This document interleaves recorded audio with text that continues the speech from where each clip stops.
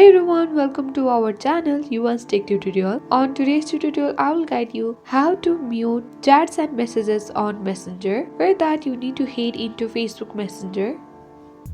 Once you're on the Facebook Messenger, you need to select the conversation or the chats you would like to mute on Messenger. Once you have selected, you need to tap and hold that particular chat. And now on this drop down box, you can see mute option. Simply tap on mute.